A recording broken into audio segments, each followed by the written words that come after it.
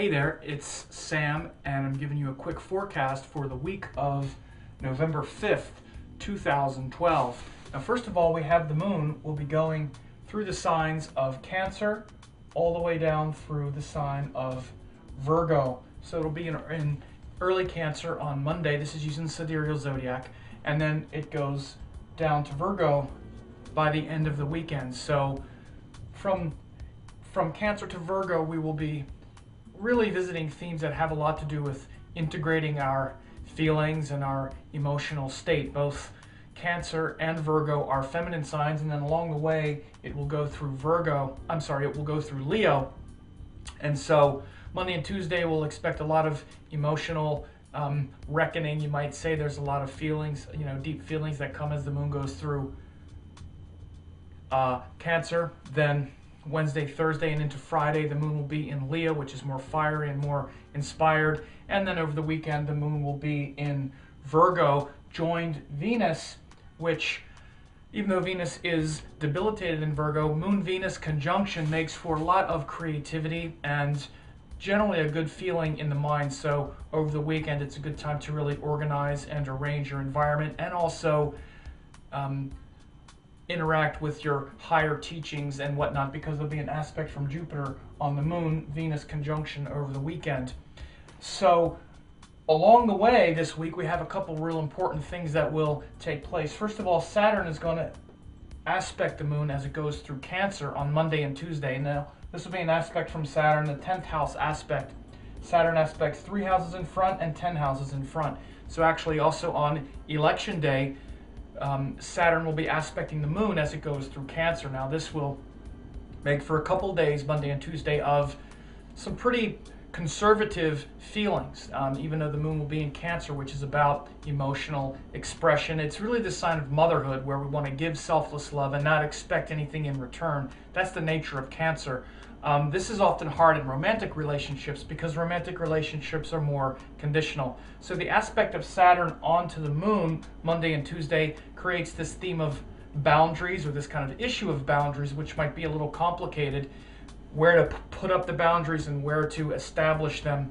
But if you're in a good romantic relationship, it might feel very nice and cozy to have healthy boundaries with you and your partner in them, and then the rest of the world is outside of the boundaries. So think of that. But also it can make for a sort of conservative nature in the mind. And on Tuesday, there will be that aspect when the citizens of the United States vote for the next president. And even though the Republican candidate is more conservative, which you would expect the influence of Saturn onto the moon to bring conservatism, one of the things to realize is that also this is a safer choice that we're going to be looking for. We'll be looking for more safety, and oftentimes the incumbent, which would be in this case Obama, the Democrat, is actually a safer choice.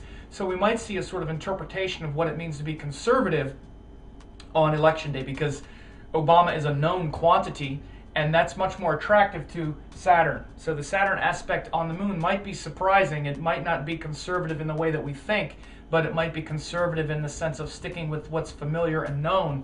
And this is a good metaphor for the early part of the week when Saturn aspects the moon, sticking with what's known, familiar, and comfortable, and going deeper into it. So the other thing that happens on Tuesday is Mercury goes retrograde later in the day, I believe it's about 6 o'clock Pacific time. Mercury turns retrograde. And of course, a lot has been talked about this on the US election night. Halfway through the day or into the night, Mercury turns retrograde, which could create a surprise.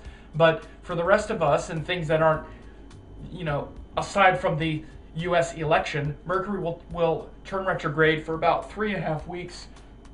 He'll even go back into the sign of Libra at some point, and then go forward again. So Mercury turning retrograde on Tuesday shows a period where we will be reflecting upon our feelings and our emotional state and and our insecurities, in fact, and trying to have more discrimination and more intelligence about those things. And it's often hard when Mercury's in Scorpio, because Scorpio is not really a sign of intelligence. That doesn't mean it's not intelligent. It means it's just not oriented towards literal intelligence, like through the details. It's oriented toward emotional courage. So you get Mercury, the planet of intelligence and discrimination and flexibility, in a place that's about emotional, strength and emotional courage and strengthening our emotional responses to things, and it can be a little bit difficult. So these will be at play when Mercury turns retrograde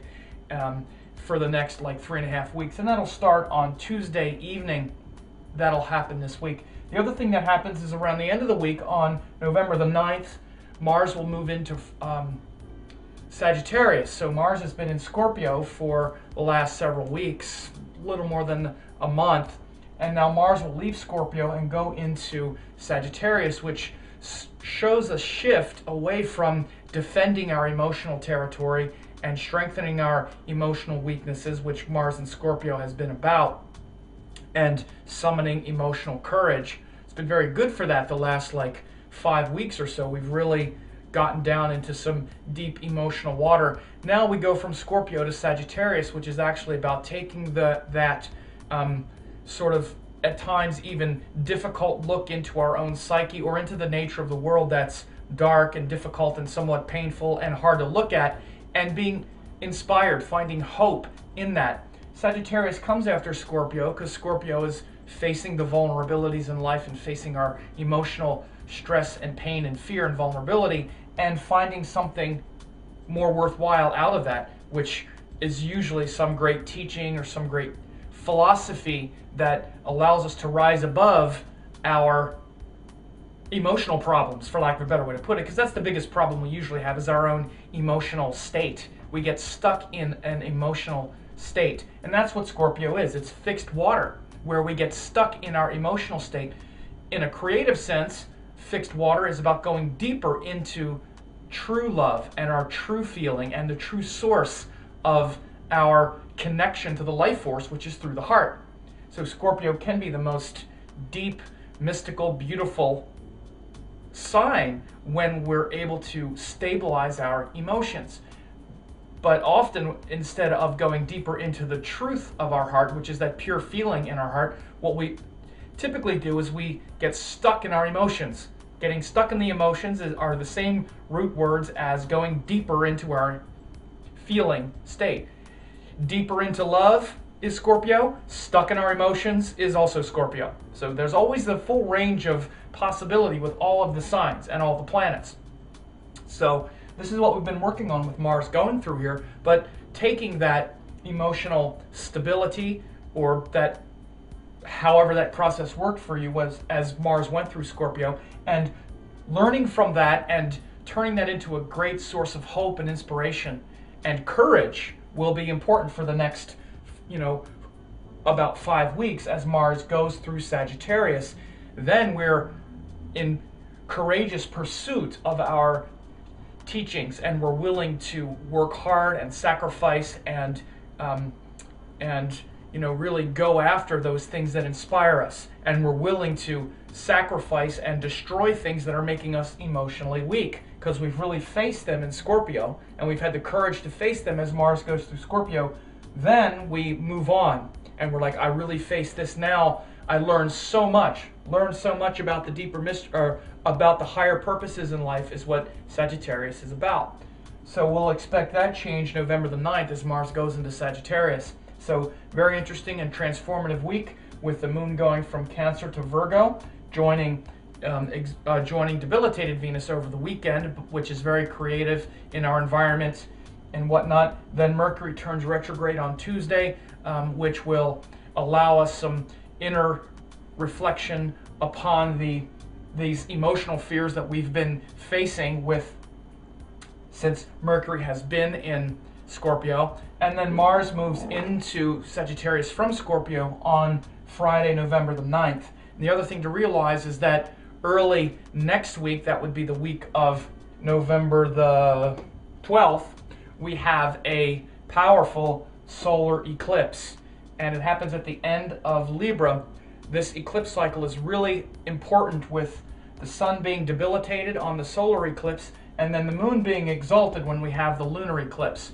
And you want to come to my free web class that I'm teaching on this eclipse cycle so that you can get the most out of that and really understand how the eclipses work and how this eclipse cycle is going to affect you, especially as it comes so close to the end of the Mayan long count calendar and all of these transformative times that we're going through right now. So make sure to attend the free web class that I'm giving on Friday, Saturday, and Sunday of next week, or I'm sorry, of this week, and it's going to be talking about the eclipses on November the 13th and then the other one on November the 28th. So hope this was a helpful video for you to help you through the week, and make sure to share it with people. I'll have thousands and thousands of people that'll see these videos, and then 10 people will comment. So share this with as many people as you think will benefit, and I appreciate your time and attention.